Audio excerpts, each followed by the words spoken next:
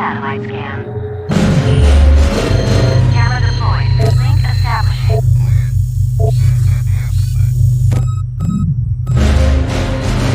Satellite coming down in 3, 2, 1.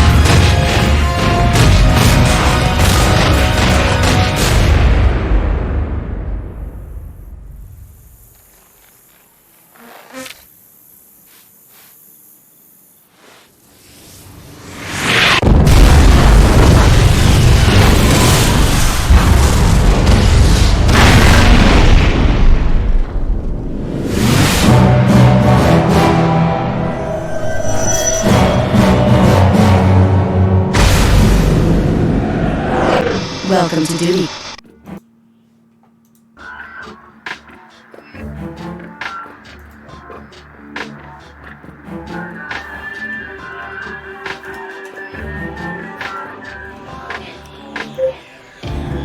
Okay, well there we go.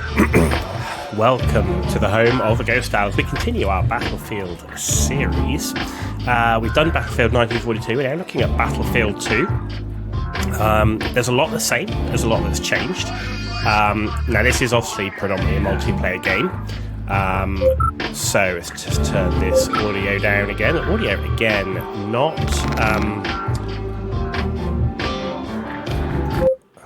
there we go. The audio again, it doesn't seem to stay when you go to the menus. I had the same issue with Battlefield 1942. But yeah, predominantly a multiplayer game. We are going to be playing a single player. Obviously, there's not that many people playing these games anymore, so playing multiplayer can be quite a challenge.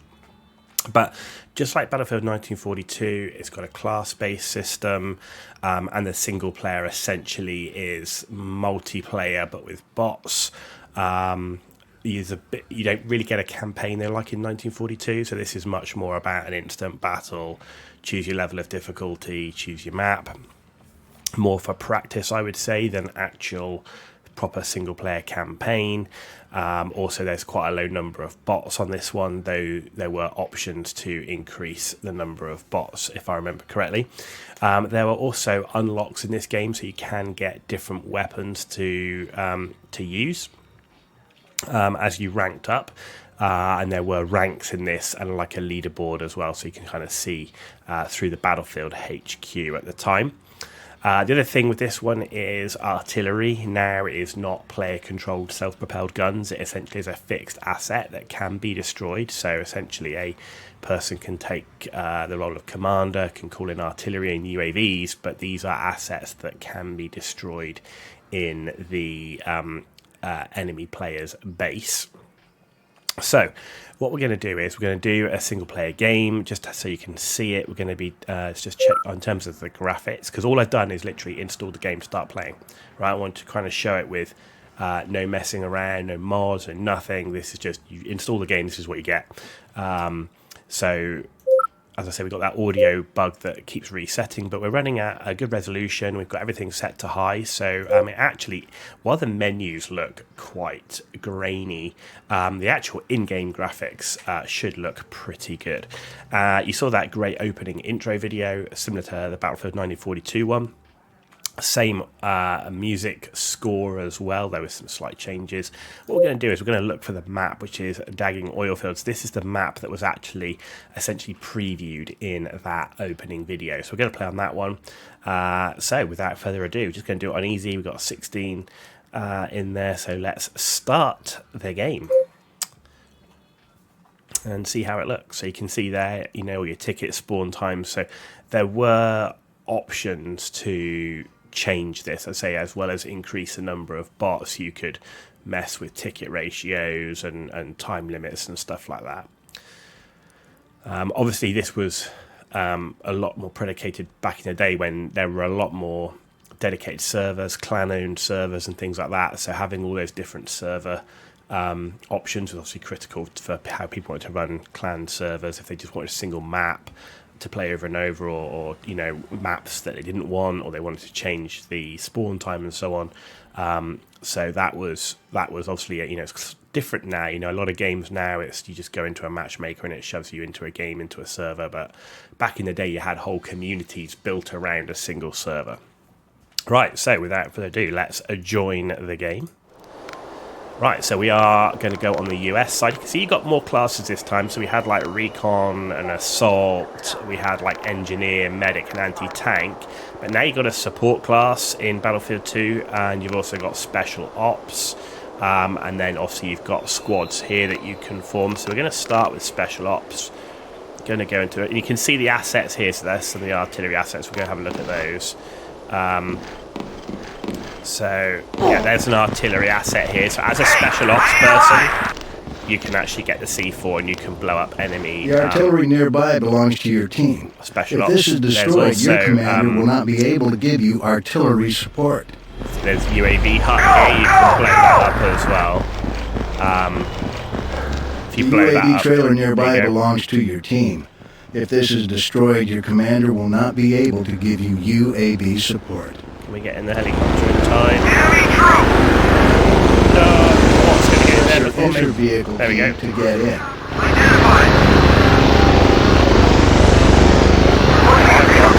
one of these for a long time. Press your flares key to deploy heat-seeking missile countermeasures. You can see how bad I am.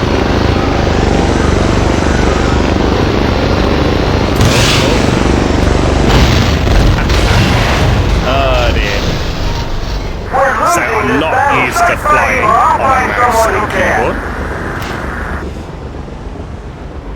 There you go. So yeah, don't fly helicopters. So the other thing I used to do back in the day when I used to play this game as well, you could have a joystick map. So if I jumped in a helicopter or an aircraft, I would actually switch over to a joystick, as I think the joystick felt better with the flying controls. Though these days you could also use a gamepad as well. I know a lot of people do that. And Star Wars Squadrons, for example, I use a gamepad for that. Okay. We regained control. Good work, man. To reload the weapon, press your reload key. So the one thing is, on this one is bullet reg was a bit of an issue. You won't see it so much here on the on these bots, but on servers there are definitely issues around. Okay, I can't. Oh, so they've changed the default. There you go, medic respawned us. They changed the default key for parachute, so I need to work out what the new parachute key is. I used to have it on the space bar. We take him out. There we go. So we've got the top gunner out now. After what you we place should be the able to do. C4, press the right mouse button to switch to the detonator.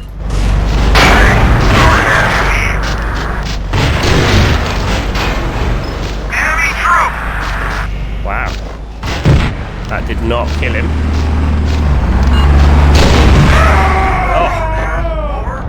Wow, we're having a terrible time in the game. It's clearly how long since we played it. I think I'm going to switch to anti-tank now. Oh no, we got rezzed.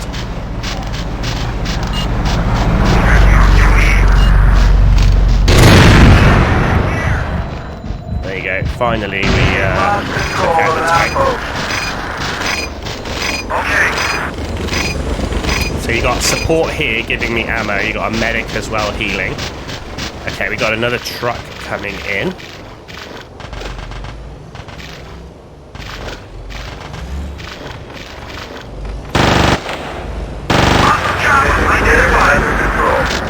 Right, that chopper will be a problem unless we take him out.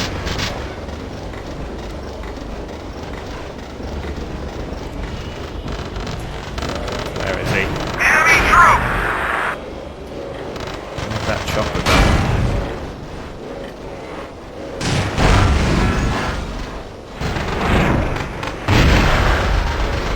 Where did the chopper go? Did someone take him out? Looks like it, okay. Yeah, and going down ladders, not the easiest either.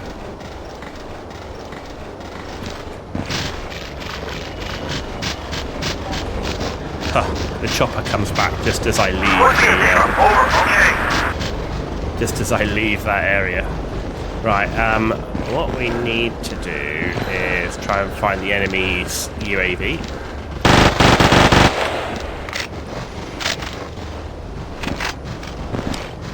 I have to say the special ops class weapon is particularly nice on the US.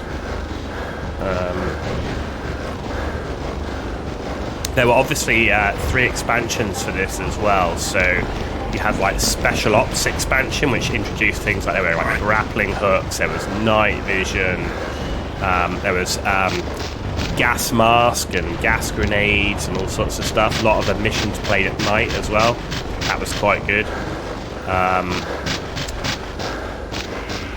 Hostile infantry spotted, over. There was like a NATO one where you had like instead of just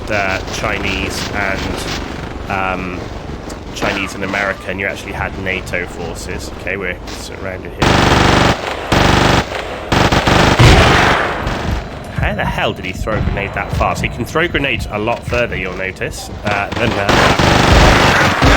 oh, Jesus, literally surrounded. They made a beeline for us. Medic's coming. We're going to wait and see if he does make it to us, because it's an instant revive. No, he's just going to run right on by. So, yeah. Yeah, this is the one thing that I've started to dislike in future games, is the fact that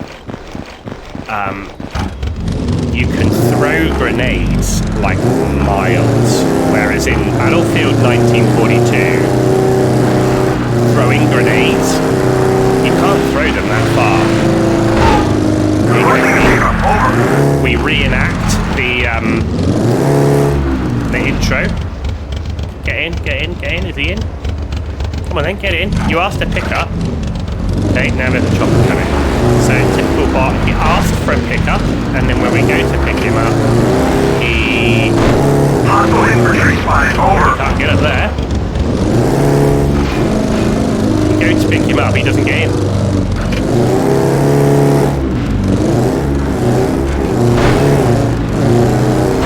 So what I'm trying to do is I'm trying to find their artillery and their UAV hub.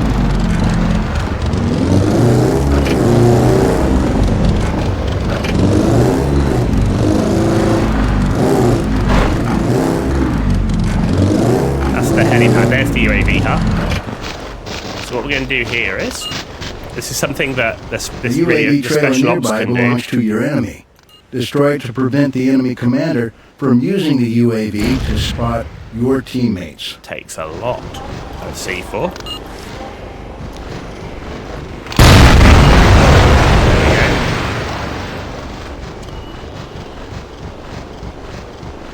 And a tank. I think I'll take that.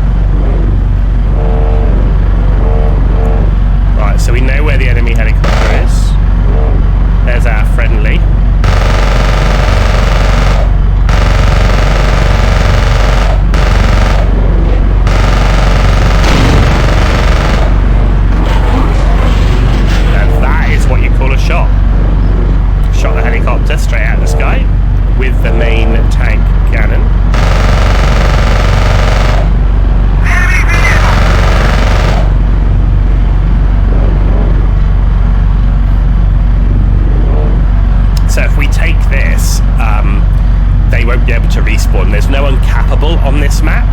So basically what happens is there's no base camping. Once all positions are captured, it comes down to can you kill the last man before he recaps everything. Lost control of an outpost. Yeah, we've lost control of an outpost, but so they're capping the middle. But if they can't respawn and you kill them all, you instantly win. Which is also great because there's none of this slow death. Vehicle noise incredibly loud. So we're just going to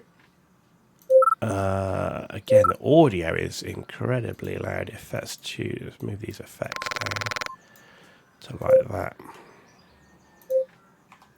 There we go. Still very loud. Engine noise, something you're going to have to play with the audio. The audio is kind of all over the place. Very loud music, very loud engine effects. Indestructible trees.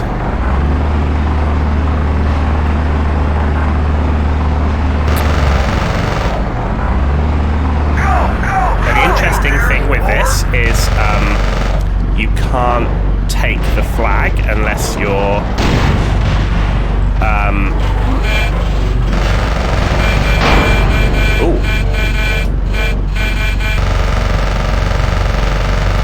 you can't take the flag unless you're inside, so at the moment I'm going to have to wait for the bots to do it. You gotta love the ragdoll effect.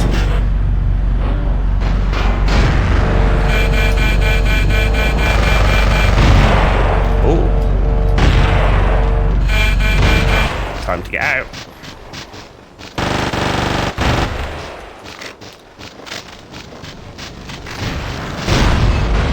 Oh, it blew just as I ran past it. Of course it did. Of course it did. Oh dear, where's a medic when you need one? Where's a medic? Ah.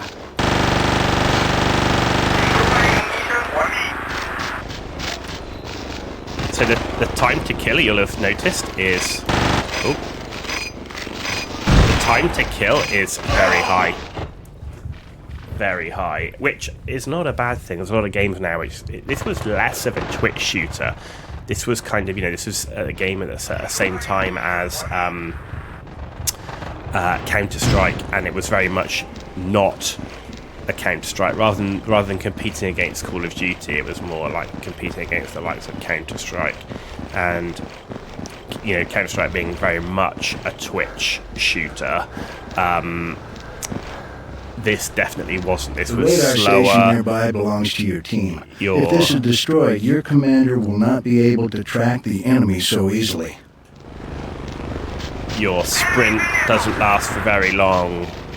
It's a much higher time to kill, which I actually quite liked. It gave more value for medics rather than just run. Yes, there's a lot of times when you just be running around respawning everybody, but you actually had a chance to heal people. In a lot of the sort of modern games, that the time to kill is so high that being a medic's kind of a waste of time because you don't actually have time to heal anyone because they just die too quick. Unless they've taken a little bit of frag damage from a grenade or something. So obviously headshots will still kill if you get the headshot, but if you're just going for body, you can see how many hits it's taking. Requesting repair. Over. There, you got it a little bit quicker with the headshot there.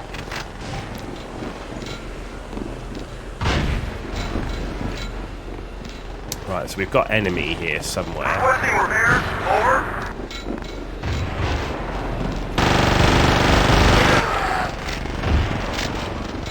Okay. Enemy vehicle. Position cleared and under control. We need repairs here.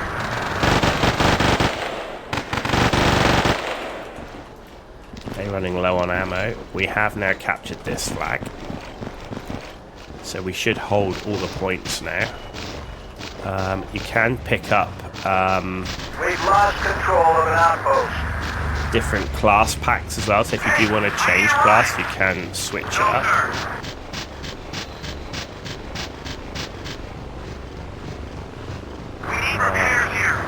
next time we die, we're going to see if we can respawn a different class. Not that we might not have the time, though, by the looks of it. But they are taking this point, so... As you can see, the graphics still hold up incredibly well, given how old this game is. This game is decades old. Again, quite a simple UI. Oh, there you go. So the last one was killed. So that's the instant win. No chance to respawn, and all the enemy are dead.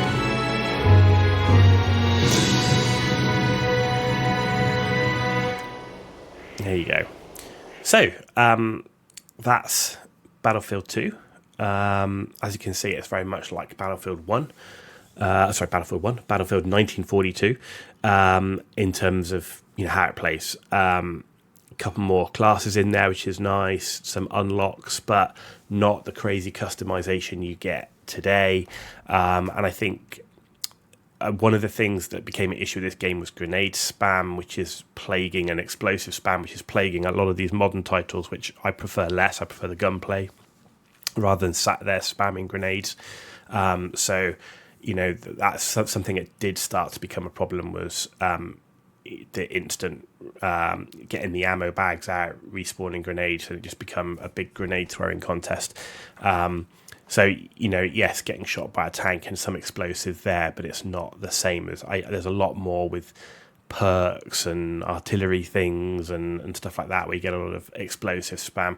This game wasn't too bad, apart from a few choke pointy maps, like Strike at Karkan, for example, had a lot of grenade spam. But you saw in that game it wasn't too spammy in terms of explosives. Now, I know that's playing with bots. But unless you're sat there with a support class who's refilling your ammo, you don't get too much of the grenade spam.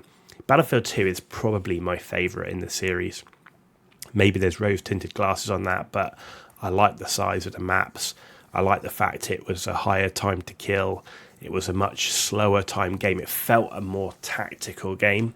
It could be frustrating sometimes, certainly, when you've got to walk a long way and then you get sniped out. But games lasted a reasonable amount of time, which meant you actually had time to do tactical moves. Maybe if you're going with a partner, sniper and a support class, for example, you felt like you could do flanking maneuvers. You could go and play the special ops class. You could sneak behind enemy lines, try and get their strategic assets. So I really felt that this, more so than any of the other Battlefields, and I don't know why I can't put my finger on it, this definitely felt more tactical. It definitely felt slower, definitely felt more tactical. Yes, there were hit reg issues, without a doubt. Again, this is kind of a game a bit like 1942, where you go, man, if they just remastered this game, it would probably do better than a lot of the newer games, with the one caveat being people are now conditioned on unlocks and equipment, of which, there are a few unlocks in this, but there aren't the same level. And one of the things that definitely hurt this game were the expansion packs. Because if you don't have that expansion pack, then you can't play it. And essentially each expansion pack then splits the community. So those playing Special Forces, those playing the NATO one. And so, that split of the community meant that a lot of those expansion packs then weren't played. Would have been better almost if they'd have just been kind of, DLC rolled into the main game with, almost like FLC, really free updates of rolling the equipment into the game, or just made them skins, so that if somebody wants to play a Leopard tank instead of an M1 Abrahams, it just changes the skin. Maybe that would have been a better way of doing it, because splitting the community with expansion packs definitely hurt it, to the point where the expansion packs, let's say, weren't played and people just went back to the regular game. But overall, this was my favourite of the series. I've played them all up until the latest 2042. We're going to have a look at some of those games, though, as I say, we are sticking to the single player, and as we get to those later titles, there are actual single player campaigns, storyline things, as opposed to the single player